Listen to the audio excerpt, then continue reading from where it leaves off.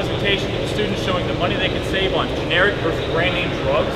Well, this year is our second year doing the Project-Based Learning Institute here at Ben Davis, and we actually have grown a great deal since last year. Last year we unexpectedly had over 200 participants, and we weren't really sure what to expect this year. We have about 315 participants from several states, including Michigan and Utah and Ohio. So word's getting out that we're doing some good work, and we've partnered with the Buck Institute for Education this year. Like whatever comes to your mind when you see the word friends, and just write it on the outside. And maybe somebody will write something that when you go up to this after somebody else and you draw an arrow to it, or you draw something, an offshoot of that. Based on demand from last year, we had several people who didn't know very much about project-based learning but knew it was something they wanted to get involved in. So we added a half-day session prior to the full institute to kind of bring everybody up to speed, kind of an interest in some good scaffolding.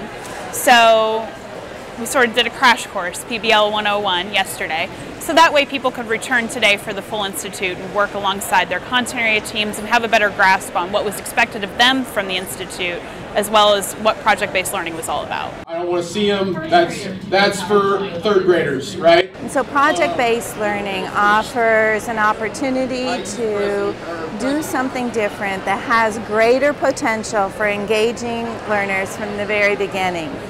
Plus, it allows teachers to incorporate the technology skills, the collaboration skills, the communication skills that we all know need to be a part of all of our teaching, not just English teachers.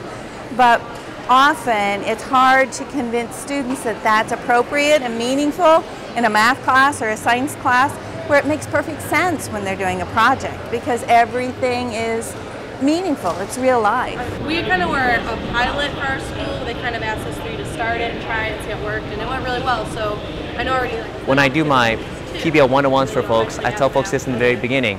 When it comes to PBL, I believe that educational choices should be just as diverse as the population they serve. So what does that mean? It means that PBL is going to be different for everyone. I mean, it should be different for everyone. But like all good teaching, good projects have commonality. And that's what people have to discuss. What are those commonalities, those essential elements, which is what I try to discuss in my talk, and then how do we start designing projects that do that for our students? The graphs and charts to show what they did.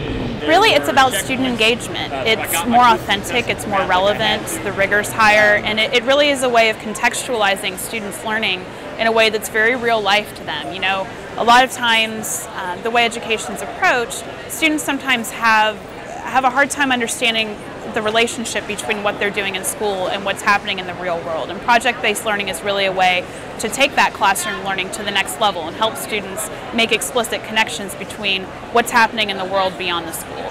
So I think our conversations, the planning team conversations now, will be around, should we go regional? Should we do regional sites? And then really help build capacity in those regions for facilitation, so that the facilitators would be there to meet the needs of the people as they come up.